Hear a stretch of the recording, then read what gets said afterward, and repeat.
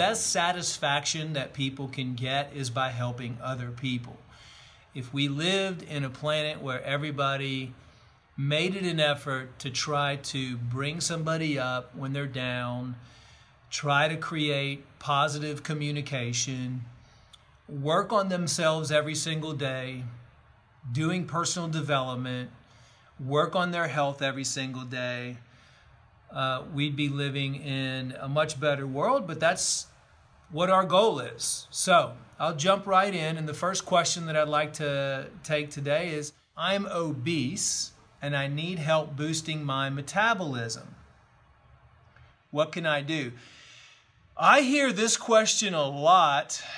If there was a magic bullet for obesity, I would definitely tell you about it. But I always try to look at the root cause of why someone is obese. What I've determined over the years is it all stems back to the gut.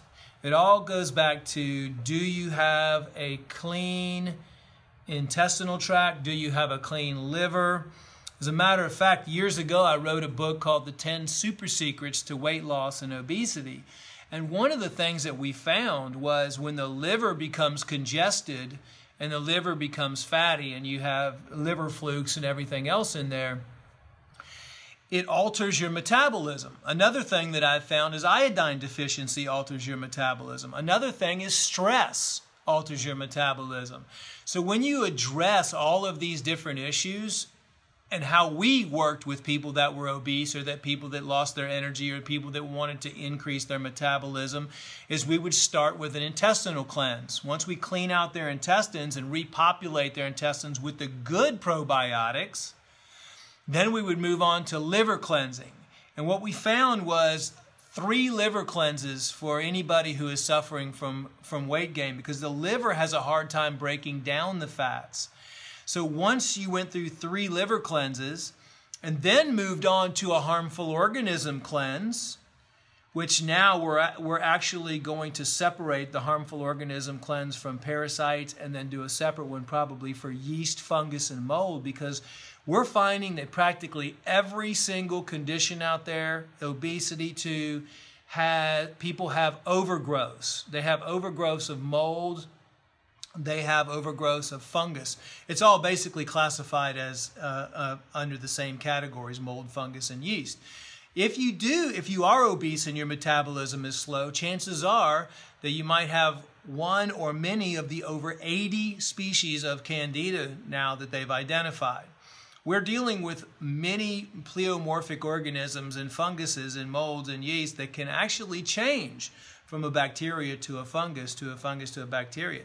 Dr. Royal Raymond Rife, when he had his super microscope back in the early 1900s, actually proved that organisms can change from one species to another. It's called pleomorphism. So, on the subject of boosting your metabolism and obesity, going back to the basics of changing your diet, eating good, healthy, organic foods, and another thing that I really love for people that are obese or want to boost their metabolism to do is intermittent fasting. Intermittent fasting works great to kind of reset your adrenals, reset your metabolism, and lose some of that excess weight. Now that's why the ketogenic diet is so popular. I haven't found a solution really for a ketogenic vegan or vegetarian diet. There's ways to do that, and there's different supplements that you can take as well, but that's another subject for another time. So really looking at the cause of your obesity, cleansing your body, repairing your intestinal lining, getting the liver cleansed, focusing on removing all the harmful organisms from your body, and then possibly moving on to a chemical toxic metal cleanse, getting that out of your system, changing your diet, changing your environment, becoming healthier, increasing your exercise, intermittent fasting, as well as maybe even doing some water-only fasting. For those of you that haven't seen my 18-day water-only fast mini documentary, it's on YouTube. You can type in Dr. Group water-only fasting, and you can pull that up.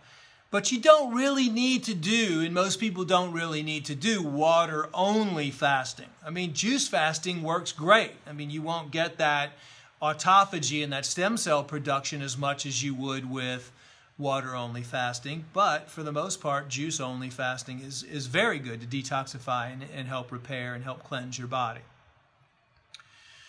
Okay, the next question is, when should a person do the Mycozil Yeast cleanse? Before the parasite cleanse or after the bowel cleanse? Now, I touched on this before. What I like to use for the fungal and yeast is the Mycozil, but I also like to use oregano oil in conjunction with that as well. And I'll also use enzymes, because enzymes can break down some of that biofilm, and also a good probiotic formula like the Floratrex. A lot of people do the Mycozil in conjunction with the harmful organism cleanse, but I've had so many requests for us to come up with just some sort of a yeast, fungus, mold, because so many people are having mold situations, and more or less it's probably been there for a long time. But I think more people are just doing testing now for mold, and there's so many different variations now.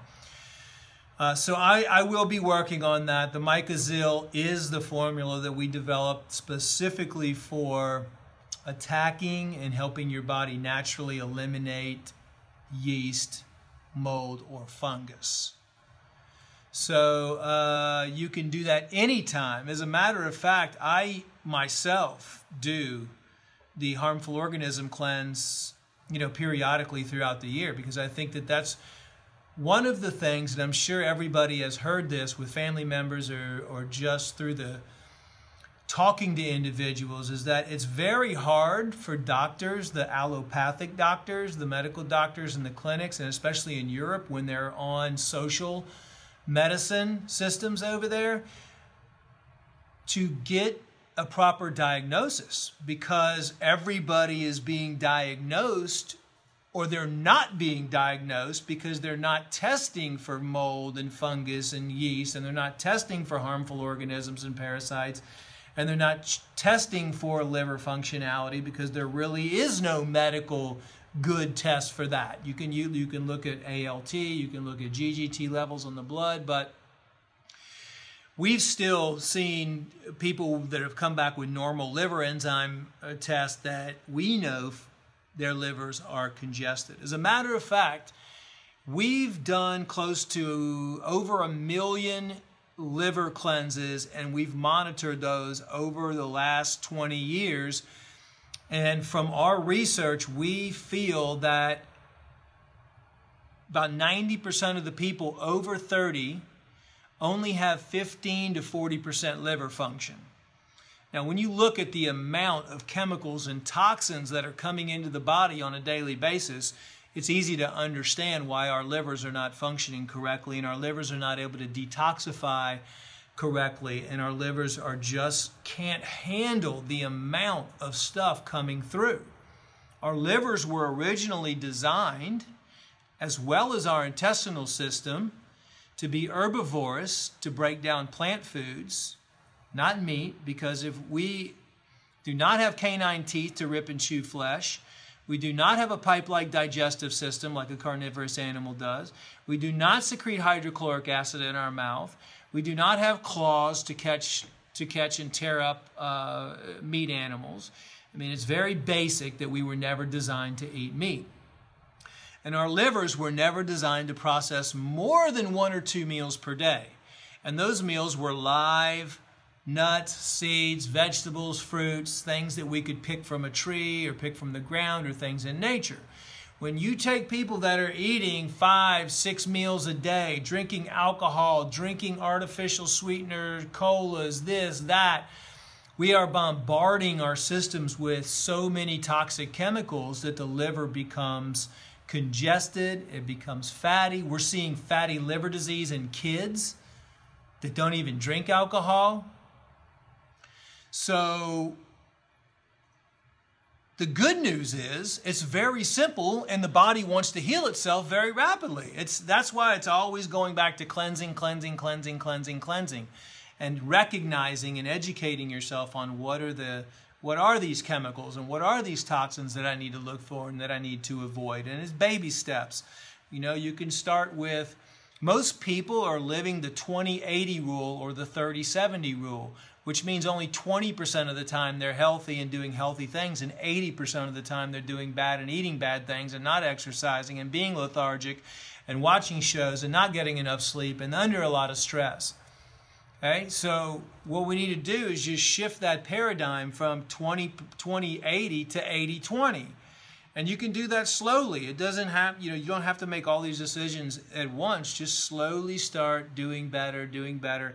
We have all of the information that anyone would ever need to live a healthy life. And that includes watching my healthy home videos as well. If you haven't seen those on YouTube on how to clean up and have a healthy kitchen area, how to have a healthy bedroom, how to have a healthy bathroom, all of those videos that I did that goes through the different types of toxic kitchen utensils and the different types of all this stuff, then I would highly suggest that you go to YouTube and you watch all those healthy home videos, because those are amazing. You really need to create that environment where you're going to be healthy inside your body and outside your body. Okay, the next question is fasting okay when having digestive issues? My body doesn't detox well at all. It causes severe stress. That's just a sign right there that your body is under severe stress. If it's not detoxing well, if you're having digestive issues, your body is literally crying out that it needs to be healed and it needs to be detoxified. I would highly suggest that you start with just an intestinal cleanse, using the oxy powder, and then, repairing your bowel. Because if you're having digestive issues, then that means that you're putting toxic things into your system. So if you were to do a water-only fast, studies have shown that it's incredible and it actually heals your digestive system. But in that case, where you're saying it causes severe stress, I would recommend slowly getting into it and maybe not doing water fasting right away. Maybe doing a live cleanse. I just call it a live cleanse, where let's say you can do live fresh juices and one salad or some fruit for some solid food for maybe a week or 2 weeks. That will slowly help your digestion. That'll slowly start cleansing your body. And then you can go into, it's more like preparing your body for a advanced cleanse, which would be a water-only fasting, would be an advanced stem cell production, anti-aging. That's when your body really starts repairing and regenerating the tissue. You won't get that so much with some of the other cleanses, but they're all good. Anytime you're cleansing your body, whatever you can do that you feel comfortable with doing, do that. Don't hold off and say, well, I'm not going to change my diet or start eating healthy because the holidays are coming up, or I'm going to be at a wedding, or those are just live day by day and just try to make decisions when it comes to your health and discipline. Just take it each day, one step at a time.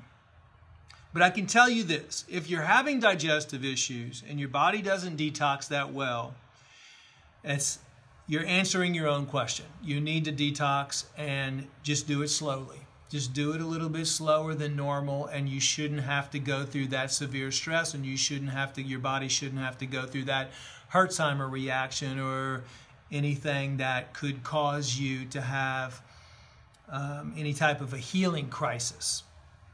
But definitely I would recommend working on yourself and fixing digestive issues are rampant. That's the first thing that everybody needs to always look at, because it's the first point of attack with all the chemicals and toxins and all the other stuff that we consume every single day. If you heal your gut, you heal your body. I mean, I know that's a bold statement, and I don't necessarily think it's that simple, because I do know that you still need to cleanse your liver, and you still need to cleanse out all the harmful organisms, and you still need to cleanse out all the accumulation of the toxic metals. But I'm all about simplicity. I'm not, a big believer that you need to be taking 50 different. When I had my practice and I had people come in here, they would bring bags full of supplements into my office. They would have like 50, 60 supplements they were taking every single day. And I'm not saying supplements are bad, good ones. We sell different supplements. All I'm saying is you need to do the root cause. You need to go 2 steps back before you go 2 steps forward. That's the mistake that people are making. When we originally were doing our research 20 years ago on the root cause of all disease and how to eliminate disease, focusing on cancer, and traveling around the world talking with the top doctors and visiting the cancer clinics and going to the underground cancer conventions, the doctors that were getting 60, 70, 80% success rate with cancer and all diseases had basically one system. And it's the same system we've been promoting for over 20 years. You can still have your doctors, you can still be seen by your naturopaths, you can still have your massage therapist, you can still do everything you want to do. But everybody should always do one thing all the time, and that's cleanse their body. Eat clean food, cleanse your body on a regular basis, keep your bowel healthy, keep your liver clean, keep the harmful organisms out of your system. It really is that easy. Okay, next question. How can you make your body alkaline when you have acid in your stomach? Wouldn't they neutralize each other? I mean, that's actually a pretty good question. The alkalinity doesn't actually take place until the food is digested. The acid in your stomach, which, by the way, most people out there that we've tested and we've evaluated over the last 20 years have a disproportion of acid in their stomach. That's why so many people have GERD, and that's why so many people have digestive systems. They either don't have enough acid or they produce too much acid. If you don't have enough acid, you're seeing an increase in H. pylori. H. pylori is a bacterium that lives in the stomach. A lot of people are not chewing their food properly, and they're not chewing their food till it's a liquid before they swallow it. And that's what messes up the acid levels in the stomach.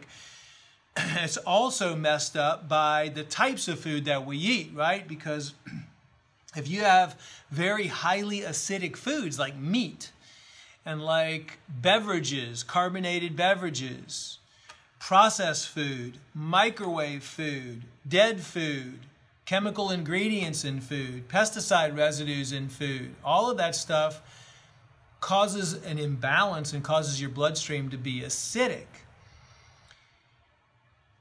What you really want is you want alkaline-forming foods. It's really alkaline-forming foods that once they're digested and once they've gone through the liver, they create an alkaline environment inside the body. And that's going to be your fruits, your vegetables, even apple cider vinegar, which I saw some people are actually mentioning on there.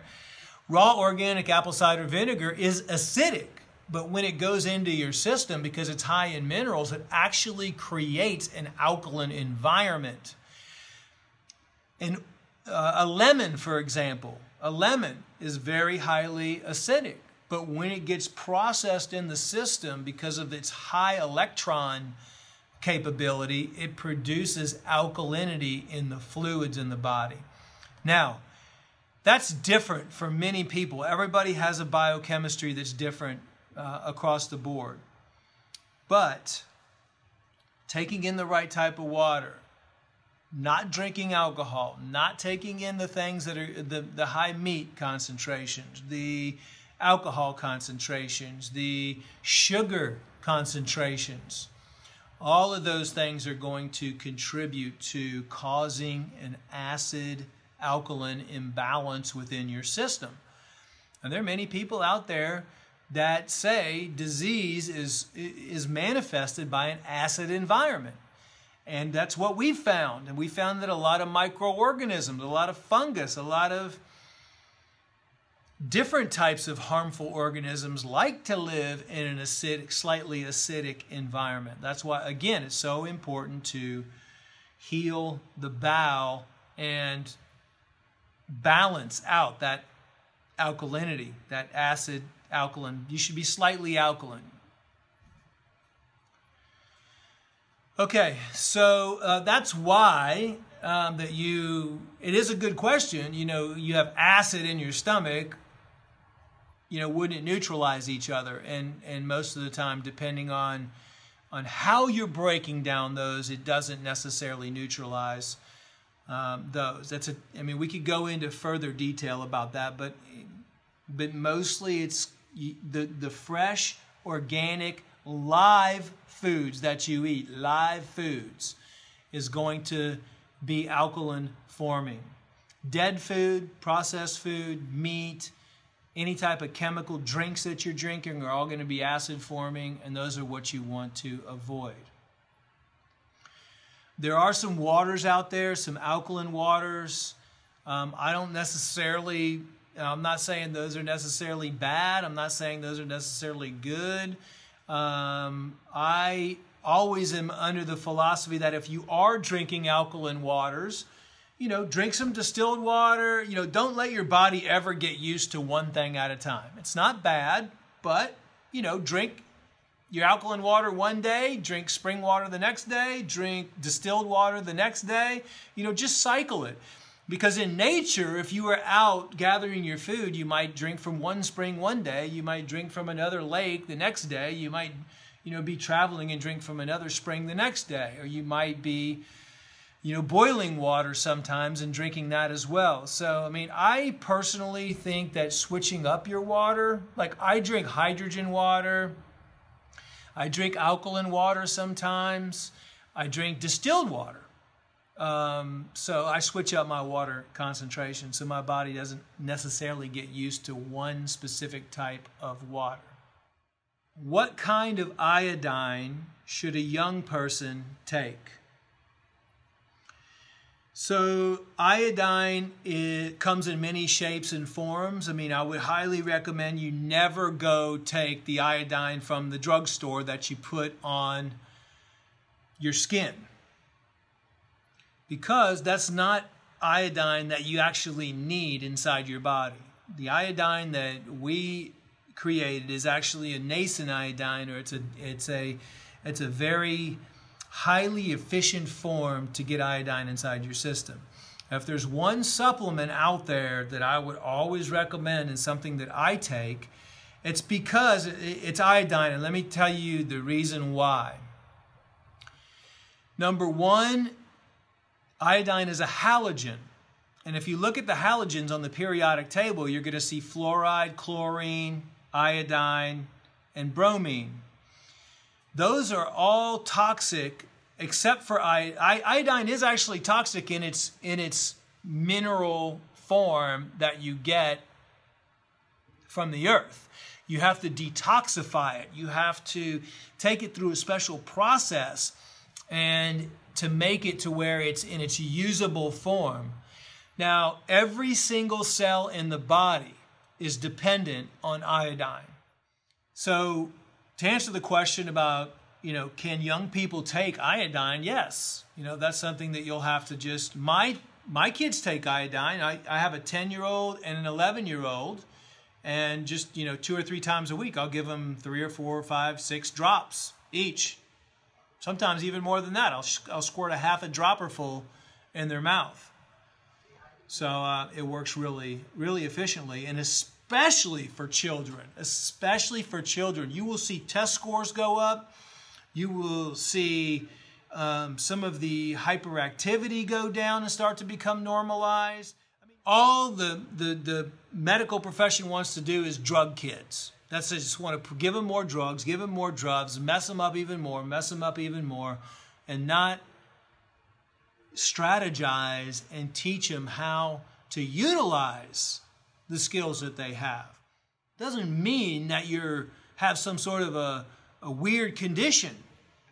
It's just that you just need to learn how to focus your energy in a certain way. Just on another note, we've been doing iodine research for a long time, and we are currently the only certified organic source of detoxified iodine in the world. We were the first company in the world to get iodine certified organic.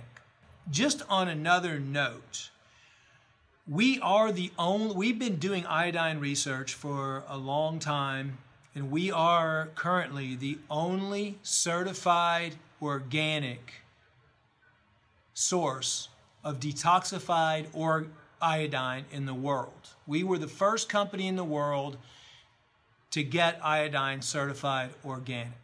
One of the questions is, can I use an MMS protocol while taking Lugols or iodine? Now, I recommend not doing an iodine in an alcohol base. Lugol's is in an alcohol base, and it's actually iodine attached to potassium. So we have the iodine in a vegetable glycerin base, which I think is even better as well.